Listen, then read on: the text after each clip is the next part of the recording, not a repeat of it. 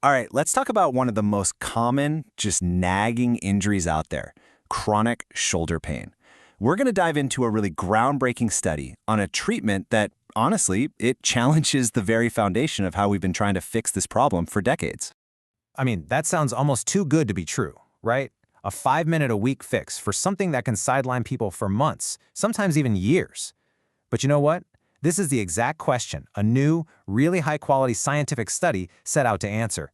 And what they found? Well, it's pretty compelling. So right here we're looking at the culprit. These are MRI scans, and those little arrows are pointing to small, partial tears in a key rotator cuff tendon. Now this isn't the kind of damage you get from one big dramatic injury. Nope. This is that slow burn, wear and tear that just builds up over the years and causes that constant chronic pain. And this is not some rare thing. This specific kind of rotator cuff problem is a huge cause of shoulder pain and disability in adults. We're talking about something that affects up to 37% of people and makes up over 90% of all rotator cuff cases. It's a massive issue. Okay, so how do we usually treat this? Let's start with the standard way. You know, the conventional physical therapy approach that's been the go-to for years and years. The standard of care is a really intensive physical therapy program. It combines a whole bunch of treatments. You've got interferential current, which uses low-level electricity to try and knock down the pain, shortwave diathermy, which uses electromagnetic energy to create deep heat in the tissue, and magnethermal therapy. And on top of all that, there's a strict home exercise plan. It's comprehensive, for sure, but as you can imagine, it is very involved. And here is the real kicker for the patient. You add it all up, 5 sessions a week for 6 weeks, and the total time commitment comes out to roughly 22.5 hours. That is a huge chunk of someone's life just dedicated to treatment. But what if there was another way? A new challenger has stepped into the ring, and it's promising a totally, radically different approach. It's called Radial Extracorporeal Shock Wave Therapy, or RSWT for short. Now, I know it sounds super high-tech, but the idea behind it is actually pretty simple. It's a non-invasive device that sends acoustic waves, basically sound waves, into the injured tissue to kickstart and speed up the body's own natural healing process. And this is the game-changing number. The total treatment time for this new therapy over the entire 6-week period was just 30 minutes. Not 30 minutes a week, 30 minutes total. Let's just look at this, side by side. Standard therapy, 5 sessions a week, 45 minutes each for a whopping 22.5 hours. Shockwave therapy, just 1 session a week for 5 minutes for a grand total of 30 minutes. The difference in the time you have to commit is just staggering. So you've got 2 dramatically different approaches. The big question is obvious. Which one actually works better? To find out, researchers set up a direct, head-to-head scientific showdown.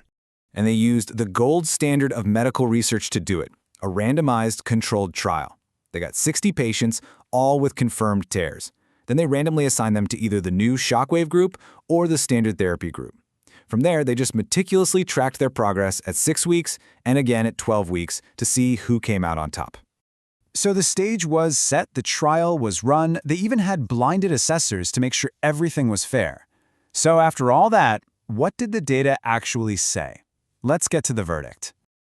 This chart here shows the main result, using a standard score for shoulder pain and function.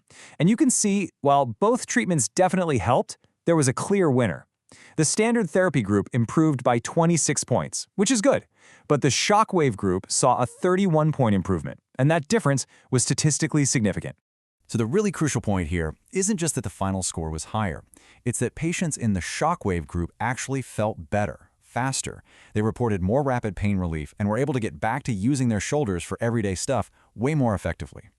Now, feeling better is fantastic, right? But for scientists, that's only half the story. They wanted to see the physical proof. Was the tendon actually healing? What was going on at a structural level, deep inside the shoulder? And here it is, the physical proof.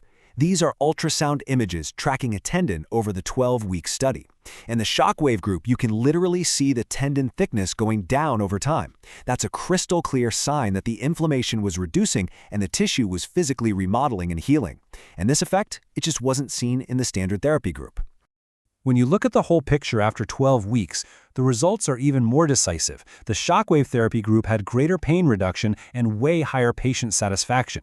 And like we just saw, they had actual structural improvements that reduced tendon thickness and also increased space for the tendon to move in. It was pretty much a clean sweep right across the board. Okay, so we've gone through the science, we've done the comparison, we've seen the proof. What's the bottom line here? What does all this research really mean for someone who's actually dealing with this kind of shoulder pain? Well, the advantage is pretty clear, and it has a few layers. Shockwave therapy gave people faster and more significant pain relief, better recovery of function, and, incredibly, visible proof that the tendon itself was healing. And it did all of this while being so much more time efficient and having an excellent safety profile. The worst anyone reported was some minor, temporary discomfort. And all of this leaves us with one really profound question. When you have a treatment that provides superior results, both clinically and structurally, in just a tiny fraction of the time, could it become the new gold standard? For the millions of people suffering from this injury, this research suggests a much faster, more efficient path to healing might just be on the horizon.